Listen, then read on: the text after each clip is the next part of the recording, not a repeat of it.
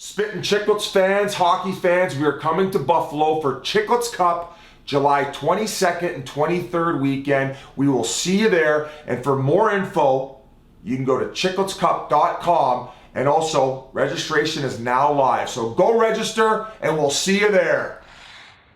I think you started touching on it on the broadcast. I don't know how much of the story you got through, but you in fact got banned from minor hockey at one point. I'm suspended. I have a letter that I'm suspended for life from Canadian minor hockey, which is kind of funny. I even know the guy who was president at the time who sent the letter. I kept the letter. My dad kept the letter, which is kind of funny because they always say, no, he's not suspended. But I was suspended for life from minor hockey.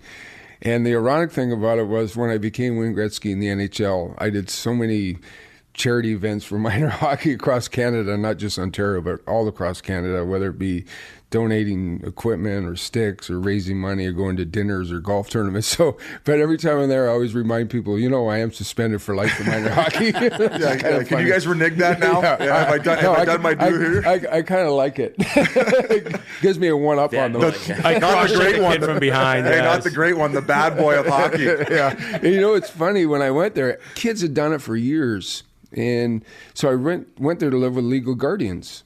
And there was a kid came from the other direction, I think Coburg, a kid named Brian Rohrbeck. Him and I both went to court, we lost, and I was tired. I was done of all the fighting. And so I had three decisions: go home, which I wasn't going to do, play high school hockey for Upper Canada College. And for people who know me, my high school skills were good enough to play, go to Upper Canada College. And the hockey wasn't, at that time, as good. Or play junior B. And so I went to a junior B practice, my dad and I. Coach sat us down and he said, you can play here. I'm going to play you. And my dad was like, listen, if you're not going to play him, if he's just going to sit on the bench, it's a wasted year. We're not expecting anything. He goes, no. If he plays and practices hard, he's going to play. And I ended up playing that year, played 2 years of junior B, and stayed in Toronto, and the rest is history. And the rare event that you maybe had an off night with like 2-1 instead of 7-3, would your father give you shit at all, or would he get on you, or was he always pretty laid back in terms of how you played? My dad was tough. He was a hands-on father. I remember the end of my fifth year as a 10-year-old, we were done the year, and I was one of those kids that when hockey was done, I threw my equipment downstairs, couldn't wait to play baseball and lacrosse. I loved it as much or more than hockey. And the coach came over to our house, I'll never forget, we finished on a Saturday or Sunday, and it was like Wednesday, and he came over and he said, there's a team in Milton, which is now the John Tonelli Arena. They would like to play us an exhibition game on Saturday. They think they can sell the arena out and they're going to raise money for minor hockey, but we can't go if Wayne doesn't play. So my dad said, well, what do you think? And I said, oh, yeah, I'll play. So we drive down there and this arena is packed, and it's one of those old arenas, wooden seats, and it's not that big, and they jammed about 800 people in there, and it's loud and crazy. We get beat 8-1. And we're riding in the car home, and it's about an hour drive, and I'm sitting there, and my dad turns around and he goes, what do you think? And I go, about what? He goes, the game. I go, I don't know. We lost 8-1. Well, who cares? He goes, he almost stopped the car. He goes, what do you mean, who cares?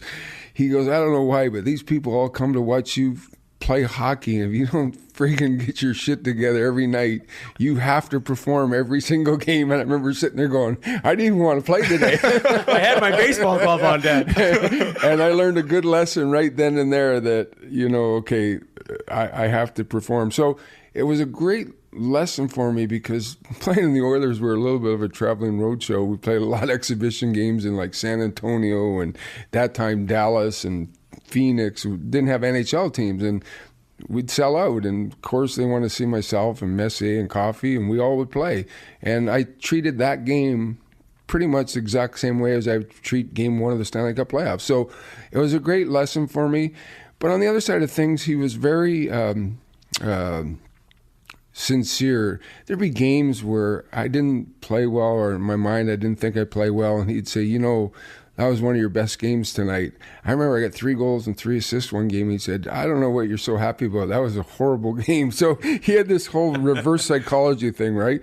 But Glenn Sather was pretty much a genius, and he knew this. And I can remember we'd be playing in Edmonton. We'd be tied 1-1 with Calgary or Winnipeg and go to that city for game 3. And I come out walking out for the morning skate and I look up and my mom and dad would be sitting there. And I turned to Paul Coffey. I go, well, I guess Lass doesn't think I'm playing very good right now. Because he always knew if my mom and dad, if I wasn't playing good, he always flew my mom and dad in, right? And I'd be going, okay, I guess I better get going here. So Glenn had it figured out real quick that I seemed to be more motivated when my dad was sitting in the stands.